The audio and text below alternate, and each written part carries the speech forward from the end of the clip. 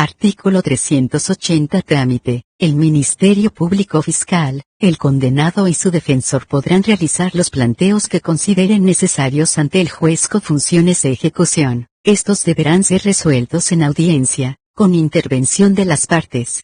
Si fuera necesario producir prueba, la parte que la propone se ocupará de presentarla, previa orden del juez o de la oficina judicial cuando ello fuere necesario para cumplimentarla.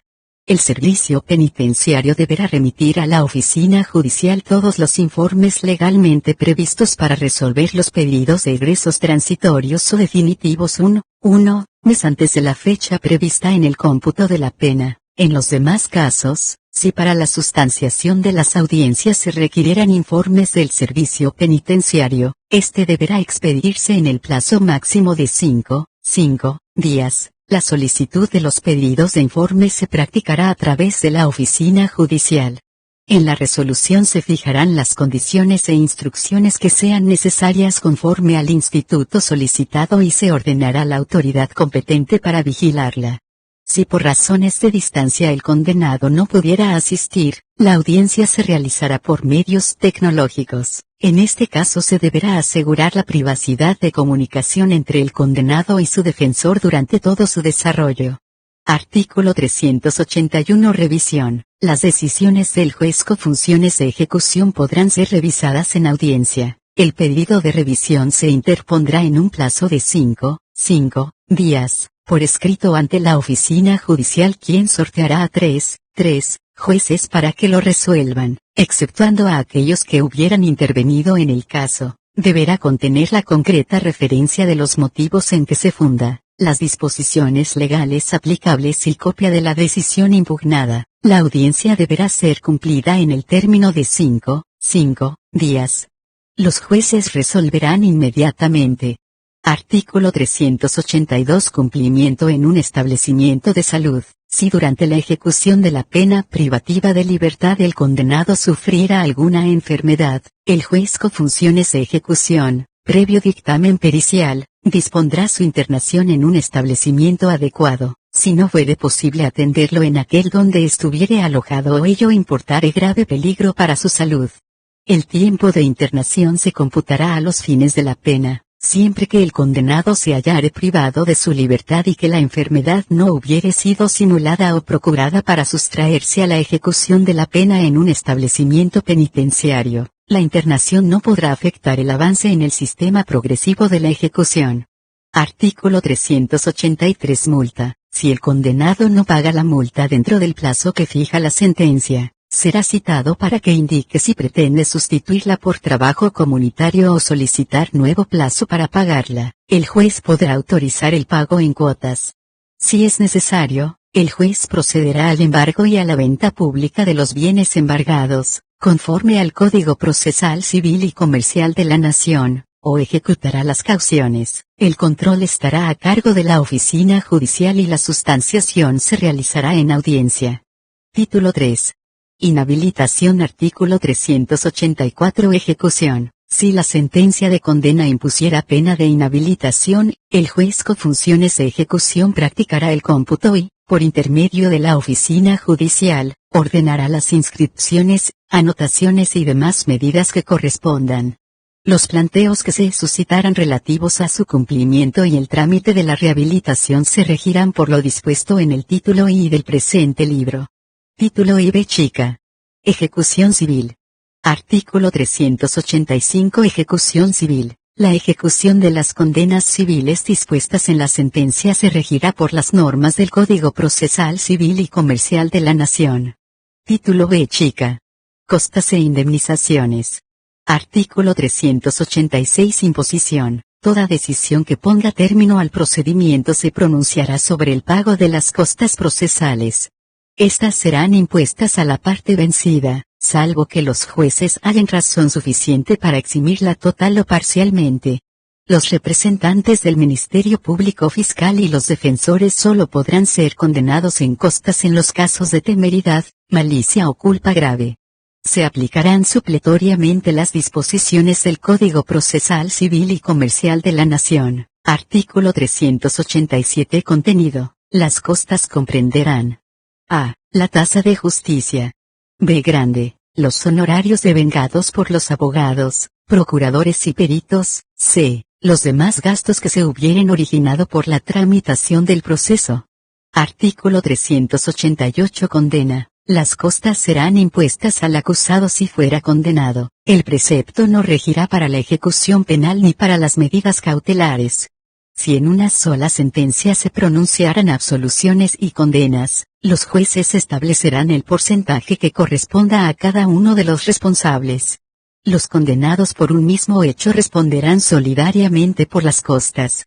Artículo 389 Absolución y archivo. Si la sentencia fuera absolutoria por haberse demostrado la inocencia del imputado, las costas serán soportadas por el Estado y el querellante, en la proporción que fije el juez.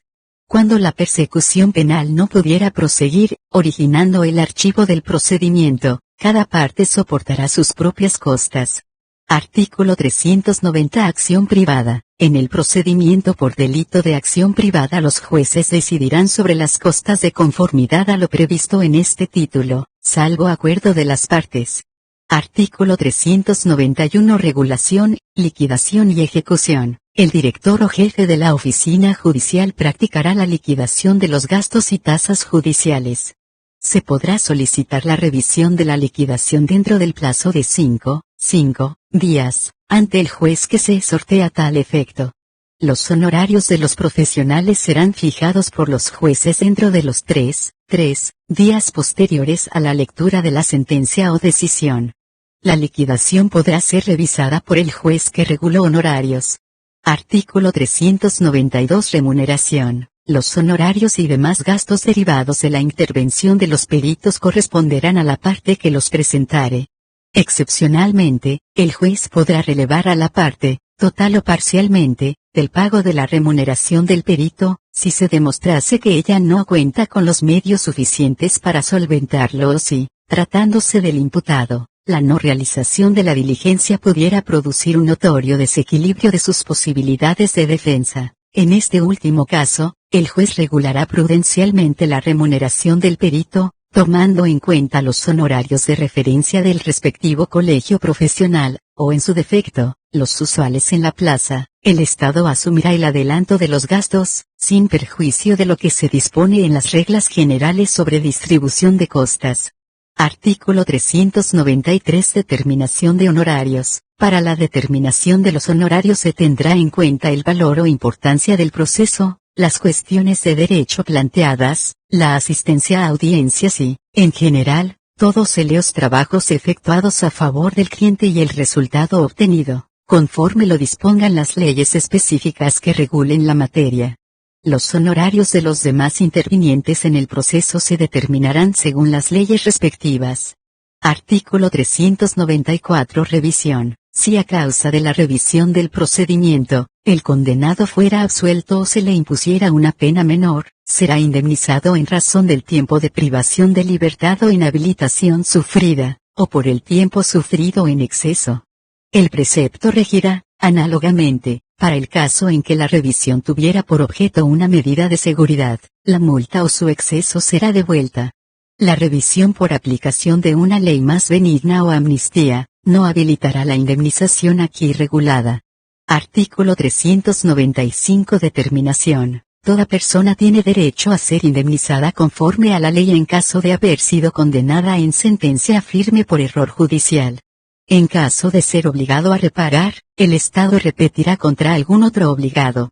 Serán solidariamente responsables quienes hayan contribuido dolosamente o por culpa grave al error judicial. La solidaridad alcanzará total o parcialmente al denunciante o al querellante que haya falseado los hechos o litigado con temeridad. Libro V. Actos de las Fuerzas Armadas.